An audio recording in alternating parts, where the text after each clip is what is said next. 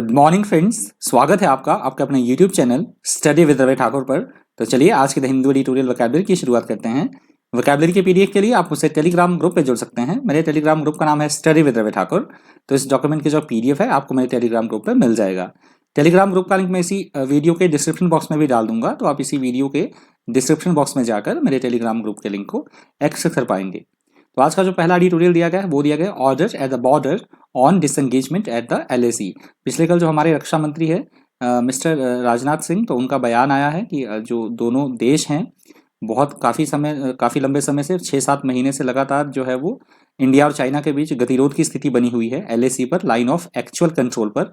तो पिछले कल जो हमारे रक्षा मंत्री है राजनाथ सिंह जी, उनका बयान आया है कि दोनों देश जो है वो राजी हो चुके हैं अपनी सेनाएं एलएसी से पीछे हटाने के लिए। जो वहाँ पे कोई सेना काफ़ी सैनिक तैनात किए हैं दोनों देशों ने, और उसको हटाने के लिए वो तैयार हो गए हैं। तो बहुत अच्छी बात है ये। इसके रिगार्डिंग दिया गया है पूरा एडिटोरियल। तो चलिए पहले इसी के बेस पे एडिटोरियल की वोकैबुलरी की शुरुआत करते हैं, बाद में दूसरा एडिटोरियल आएगा तो उसके बारे में आपको बताऊंगा। तो शुरुआत करते हैं। पहला वर्ड है आज का डिसएंगेजमेंट। डिसएंगेजमेंट यहाँ पे नाउन की तरह यूज हुआ है। डिसएंगेजमेंट का मतलब होता है जैसे यहाँ इस कंटेक्स्ट में यूज हुआ है कि दोनों सेनाएं जो तैयार हो चुके हैं, छुटकारा मिलना का मतलब कोई किसी तरह का कोई कन्फ्लिक्ट है तो उसको छुटकारा दिलाने के लिए, मतलब छुटकारा मिलना, मतलब दोनों देश क्या तैयार हो चुके हैं अपनी सेनाएं पीछे हटाने के लिए, तो उसे बोला जाता है disengagement. Disengagement is a process by which people gradually stop being involved in a conflict, activity or organization. That is called disengagement. Next word है moratorium. Moratorium यहाँ पे नाउन की तरह यूज हुआ है। Moratorium का मतलब होता है कुछ समय के लिए प्रतिबंध लगा देना, किसी भी काम पर, किसी भी गतिविधि पर कुछ समय के लिए रोक लगा देना, पाबंदी लगा देना, उसे बोला जाता है moratorium. A temporary stopping of an activity, especially by official agreement. That is called moratorium. Next word है proximity. proximity यहाँ पे नाउन की तरह यूज हुआ है। proximity का मतलब होता है ऐसी कोई चीज जो निकट हो, समीप हो, नजदीक होना, निकटता होना, समीपता होना, उसे बोला जाता है proximity. Proximity to a place or person is nearness to that place or person. That is called proximity. Next word है prevented. prevented यहाँ पे वर्ब की तरह यूज हुआ है। prevented का मतलब होता है किसी भी चीज को रोकना, ना होने देना, उसमें बाधा डालना, प्रतिबंध लगा देना किसी चीज के ऊपर, या रोक लगा देना, उसे बोला जाता है prevented. To prevent something means to ensure that it does not happen. That is called prevented. Next word है contested. contested यहाँ पे एडजेक्टिव की तरह यूज हुआ है। contested का मतलब होता है ऐसी कोई स्थिति, ऐसी कोई बात जो विवादों से भरी हो, उलझनों से भरी हो, विवादास्पद होना, उसे बोला जाता है इंग्लिश में contested. A contest is a struggle to win power or control. That is called contested. Next word है stand off. stand off यहाँ पे नाउन की तरह यूज हुआ है। stand off का मतलब होता है किसी भी रिजल्ट पर, किसी भी नतीजे पर ना पहुंचने की स्थिति, हम बोल सकते हैं गतिरोध, और उसको इंग्लिश में बोला जाता है stand off.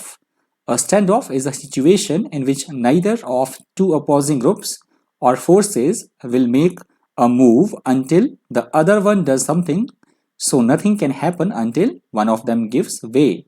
That is called standoff. And next word है artillery. artillery यहाँ पे नाउन की तरह यूज हुआ है। artillery का मतलब होता है आर्मी के पास, जवानों के पास, सैनिक के पास जो तोपें होती है जिससे गोलों को दागा जाता है, तोप खाना, या हम तोप बोल सकते हैं, उसको बोला जाता है इंग्लिश में artillery. Artillery consist of large powerful guns that are transported on wheels and used by an army. That is called artillery. Next word है एनॉर्मस. एनॉर्मस यहाँ पे एडजेक्टिव की तरह यूज हुआ है। एनॉर्मस का मतलब होता है बहुत अधिक संख्या में होना, या बहुत भारी मात्रा में होना कोई चीज, उसे बोला जाता है enormous. You can use enormous to emphasize that great degree or extent of something. That is called enormous. Next word है distrust. Distrust यहाँ पे नाउन की तरह यूज हुआ है। Distrust का मतलब होता है किसी बात को लेकर संदेह की स्थिति होना, अविश्वास होना, उसे बोला जाता है distrust. If you distrust someone or something, you think that they are not honest, reliable or safe. That is called distrust. Next word है hinge. हिंज वर्ड हमने पिछले कल भी डिस्कस कर लिया था।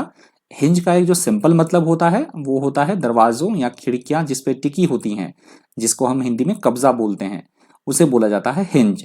जो एडिटोरियल में इस वर्ड का यूज हुआ है वो हुआ है किसी भी बात का एक मजबूत आधार होना, उसे बोला जाता है hinge. a circumstance upon which subsequent events depend, that is called hinge। तो ये पहले एडिटोरियल की वोकैबुलरी थी। दूसरा एडिटोरियल हमारे पास दिया गया है tender cut on crypto currencies and regulation. तो क्रिप्टो करेंसी काफ़ी सारे देशों में बहुत फेमस है। क्रिप्टो आपने बिटकॉइन का नाम सुना होगा।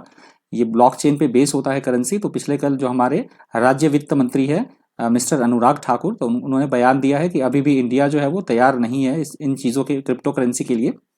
तो अभी क्रिप्टो करेंसी बहुत ज़्यादा महंगी हो चुकी है।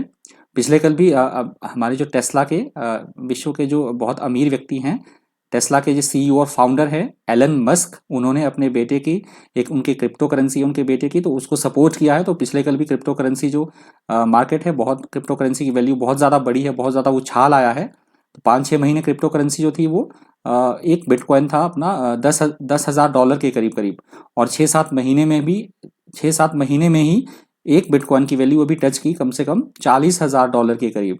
तो इसके रिगार्डिंग दिया गया, ये ब्लॉकचेन बेस्ड होता है बिटकॉइन।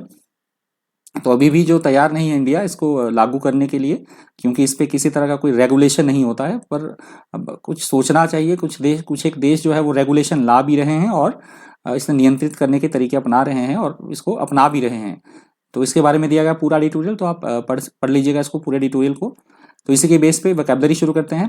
पहला वर्ड है एम्बिग्विटी। एम्बिग्विटी यहाँ पे नाउन की तरह यूज हुआ है। एम्बिग्विटी का मतलब होता है जैसे अभी कोई स्थिति सरकार की तरफ से स्पष्ट नहीं है क्रिप्टो करेंसी पर, अस्पष्ट होना, संदिग्ध होना, तो उस कंटेक्स्ट में यूज हुआ है ये word ambiguity. If you say that there is ambiguity on something, you mean that it is unclear or confusing or it can be understood in more than one way, that is called ambiguity।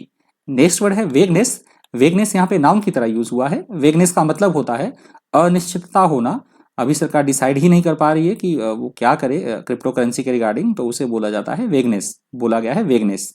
अनिश्चितता या किसी बात को लेकर अस्पष्टता की स्थिति होना, उसे बोला जाता है vagueness. अनक्लियरनेस by virtue of being poorly expressed or not coherent in meaning, that is called vagueness। Next word है notwithstanding। notwithstanding यहाँ पे preposition की तरह यूज हुआ है। notwithstanding का मतलब होता है के बावजूद, हम बोल सकते हैं in spite of something, that is called notwithstanding। Next word है volatile। वॉलेटाइल यहाँ पे एडजेक्टिव की तरह यूज हुआ है। वॉलेटाइल का मतलब होता है, क्रिप्टो करेंसी के बारे में ही दिया गया है, क्योंकि वो मार्केट, वो जो करेंसी है बहुत ज़्यादा उसमें फ्लक्चुएशंस होती हैं, बहुत ज़्यादा वो लगातार परिवर्तनशील है, अस्थिर है, उसको बोला जाता है वॉलेटाइल। कोई भी चीज़ जो अस्थिर हो, परिवर्तनशील हो, उसे बोला जाएगा volatile. A situation that is volatile is likely to change suddenly और unexpectedly, that is called volatile. Next word है इलिसिट। इलिसिट यहाँ पे एडजेक्टिव की तरह यूज हुआ है। इलिसिट का मतलब होता है ऐसी कोई बात जो अवैध हो, गैर कानूनी हो, नाजायज होना, उसको बोला जाता है इंग्लिश में इलिसिट। एन इलिसिट एक्टिविटी और substance is not allowed by law और the social customs of a country, that is called illicit. Next word है एम्बिट। एम्बिट यहाँ पे नाउन की तरह यूज हुआ है। एम्बिट का मतलब होता है कोई भी काम करने का कोई दायरा हो, क्षेत्र हो, सीमा, परिधि, उसको बोला जाएगा ambit. The ambit of something is its range or extent, that is called ambit। Next word है ambivalence। ambivalence यहाँ पे नाउन की तरह यूज हुआ है। ambivalence का मतलब होता है किसी बात को लेकर असमंजस की स्थिति होना, दुविधा की स्थिति होना। माफ कीजिएगा। तो उसे बोला जाता है ambivalence। The stimulus existence of two opposed and conflicting attitudes, emotions, etc. that is called ambivalence। अगला शब्द है क्लाइंटेल। क्लाइंटेल यहाँ पे नाउन की तरह यूज हुआ है। क्लाइंटेल का मतलब होता है, सिंपल लैंग्वेज में हम समझ सकते हैं, उनको बोला जाता है कस्टमर, ग्राहक, जिसके लिए हम यूज करते हैं कस्टमर, या जो हमारे गेस्ट होते हैं, यदि उनके लिए हमने अधिक ऑफिशियली, अधिक औपचारिक लैंग्वेज का यूज करना होता है तो उन्हें हम बोलते हैं clientele. The clientele of a place or organization are its customers or clients, that is called clientele। Next word है नीश। नीश यहाँ पे नाउन की तरह यूज हुआ है। यदि कोई कॉमर्स बैकग्राउंड से होगा तो उसे ये वर्ड अच्छी तरह से समझ में आएगा। नीश का मतलब होता है ऐसे बाजार से जिसके कुछ एक अपना स्कोप है, अपना कुछ एक उसके कस्टमर है, अपना उसके हिसाब से उनका अपना कोई उत्पाद है, तो ऐसे बाजार को बोला जाता है नीश, नीश marketing. A niche in the market is a specific area of marketing which has its own particular requirements, customers and products. That is called niche marketing. Next word है encouragingly. encouragingly यहाँ पे एडवर्ब की तरह use हुआ है. encouragingly का मतलब होता है उत्साहपूर्वक ढंग से, जोश से कोई काम करना, उसे बोला जाता है encouragingly. In an encouraging manner, that is called encouragingly. और आज की द हिंदू एडिटोरियल वोकैबुलरी का अंतिम शब्द है resist. resist यहाँ पे वर्ब की तरह यूज हुआ है.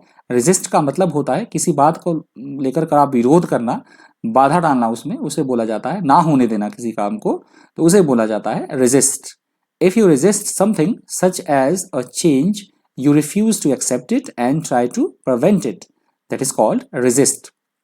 तो आज की द हिंदू एडिटोरियल वोकैबुलरी का अंतिम शब्द था. यदि आपको वीडियो हेल्पफुल लगा हो, इन्फॉर्मेटिव लगा हो, तो प्लीज़ वीडियो को लाइक कर दीजिएगा, ज़्यादा से ज़्यादा वीडियो को शेयर कर दीजिएगा. और अगर आप मेरे चैनल पर पहली बार विजिट कर रहे हैं तो चैनल को सब्सक्राइब करना और साथ में आपको वीडियो जो है वो टाइम टू टाइम मिलती रहे, तो इसके लिए आप बेल आइकन प्रेस करना बिल्कुल भी मत भूलिएगा. तो इसी तरह के इन्फॉर्मेटिव वीडियोज़ के लिए बने रहिए चैनल पर. Thank you. Thanks for watching.